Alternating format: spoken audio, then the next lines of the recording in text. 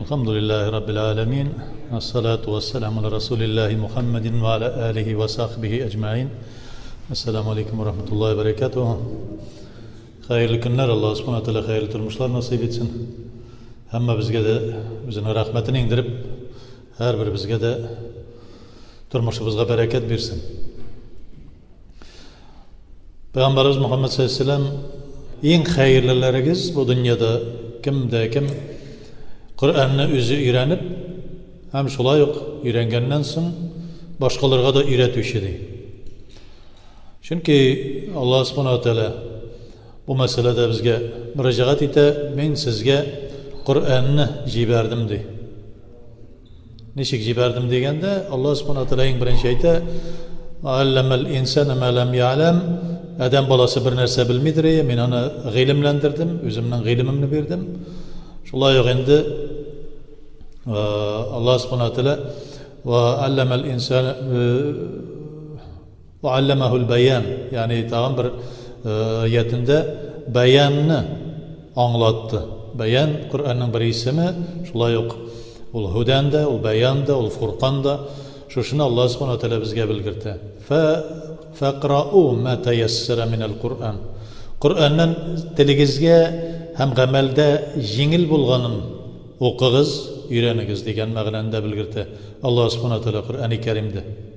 Yani la yukellifullahu nefsen illa vus'aha. Allah teala siz ko'tara olmaslik yükni üstügizge yüklemi. Ko'pmi ko'tara olasiz şunun qadarikdi. Faqra'u ma tayassara minel Kur'an. Ko'pmi siz o'qiy olasiz, qaysi oyatlar, qaysi suralar sizning tiligizga jengil, shuni o'qig'iz dey.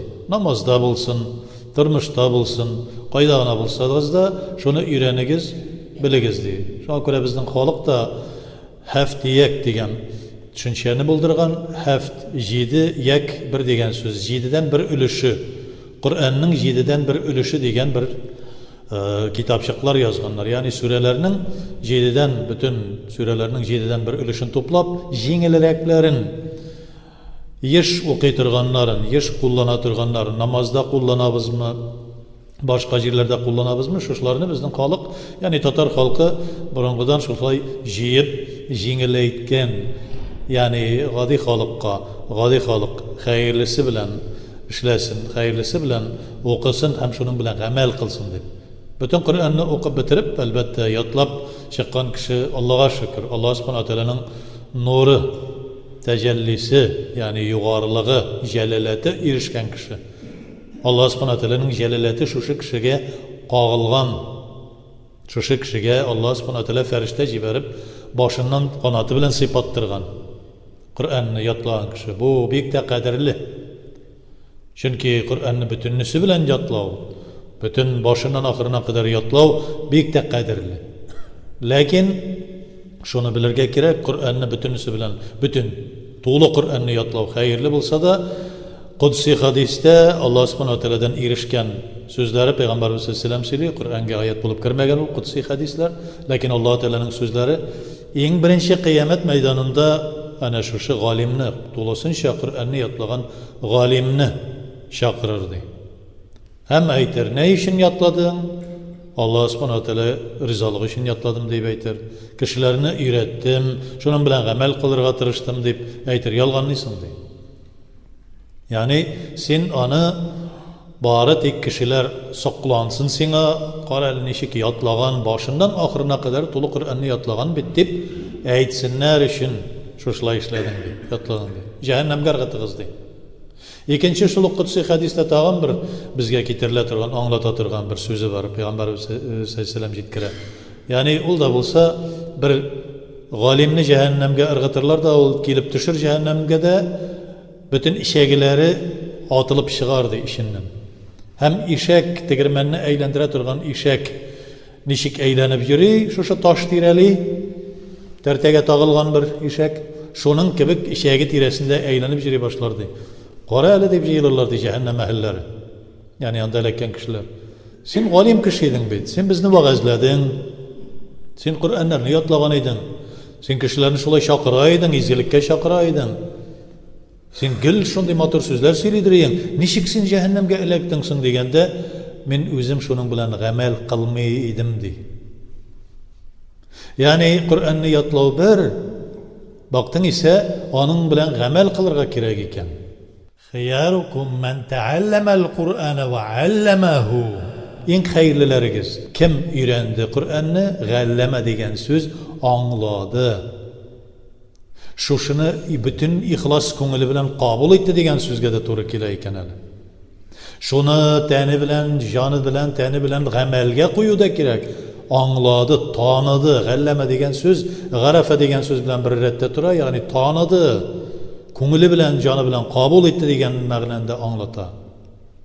Һәм кешене өйрәтүче дә, башка кешеләрне дә өйрәтүче.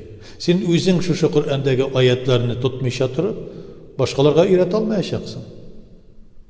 Башкаларга өйрәтер өчен син аны гамәл кылырга кирәксең. Шуңа күрә Аллаһ Субханаһу ва Тааля әйтә икән: "Фaqra'u ma tayassara min al-Qur'an." ди. Кур'анда җиңел булганын өйрән, гамәлгә, укырга, телгә беренчесе, икенчесе гамәлгә җиңел булган. Чөнки ахаббал агмали илаллаһи адвамаха валау қал. Аллаһ Субханаһу ва Тааля каршында иң хәерле, иң сөекле бер гамәл бар, ул да булса дәвамлы булган, аз булган, ләкин дәвамлы булган бер гамәл ди. Бер туктаусыз булсын.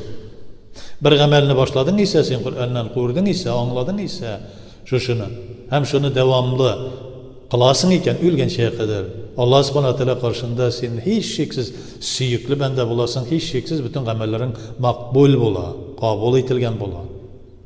Чөнки дәвамлы булырга тиеш. Бер атна укыдым да мин, эшләдем дә, нәфилләрне меңләгән фәлән кадәр нәфилләрне укыдым да, икенче атнаны җал иттем, алай булмый. Алай була торган түгел икән дин исламда, Кур'анда да. Кур'анны шуңа күрә аңларга тырышырга кирәк. Шуңа күрә һәфтиякләр бар аны, аның тәфсирләре бар, Кур'анның тәфсирләре. Шуннан алабыз, укыйбыз, күрәбез. Кайберләре теге алалар да шуннан намаз мәсьәләсендә килгән, яки бәхәс чыгара торган мәсьәләләрдә, яки муташабих аятлар бар, муташабих аятлар дип әйтелә, мәгънәсе ашыктан ашык ярылып ятмаган ниндидер бер мәсьәләләрне Аллаһ Субханаһу ва Тааля аңлата. Мөхкәм аятлар бар һәм муташабихлар бар. Мөхкәм турыдан туры, мәсәлән, акимус-сала, намазыгызны укыгыз, атуз-зака, закатыгызны түләгез. Хиджул байта, ман истата илейхи сабила. Мөмкинлеге булган кеше хаҗ кылсын Кабатулланы. Мөмкинлеге булса, көче җитсә, куәте җитсә ди. Менә булар мөхкәм аятлар. Яки анда әтиянеңә хөрмәт күрсәт. Кардәшләреңә хөрмәт күрсәт. Ашыктан ашык ярылып ята торган аятлар бар. Ләкин бар кайберләре, мәсәлән, муташабих булган, аңлавы бик тә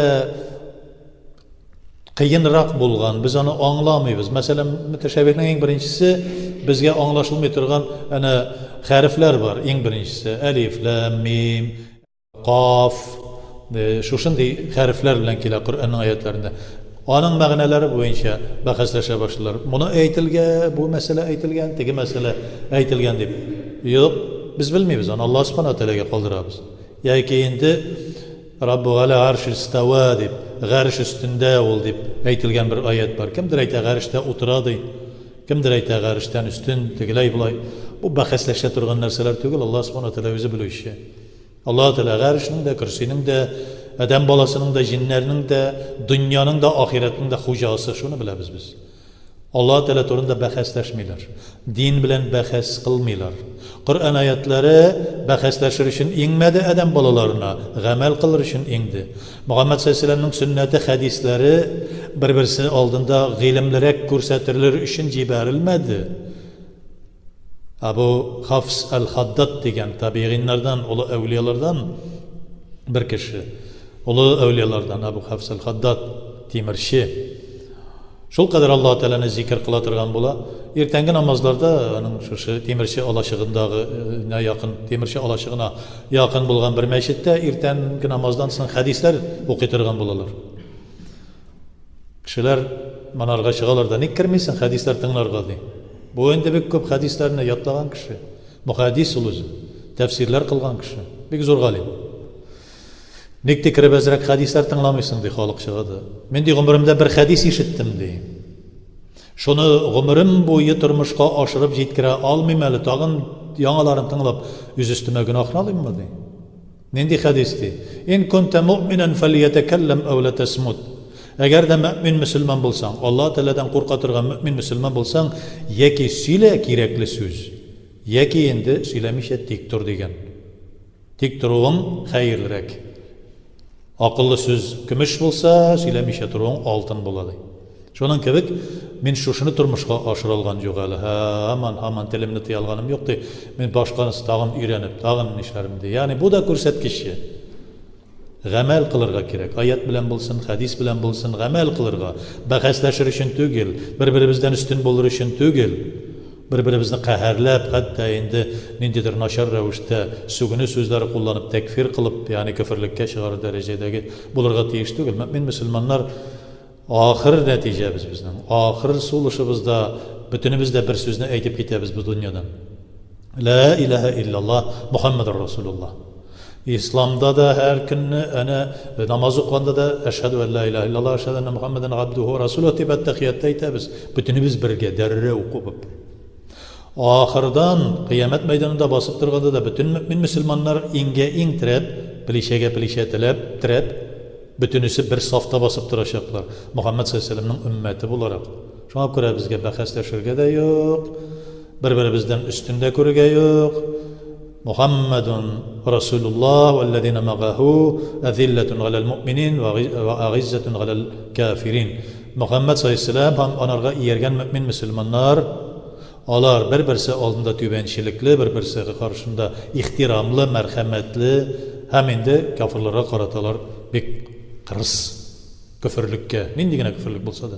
Şuna göre en hayırlıgız Kur'an'ı öğrenip, şunu amelge koyup, şunu indi özünüzün yakında bulgan kardeşlerimizge de öğretken kişi en hayırlısı. Allah subhanahu wa ta'ala her birimizge de Allah Teala'nın sözü bilen yaşap, Allah Teala'nın rızalığını kazanırga nasip etsin. Rabbena atina fid dünya hasenete ve fil ahireti hasenete ve qina azabun nar. Allah akbar.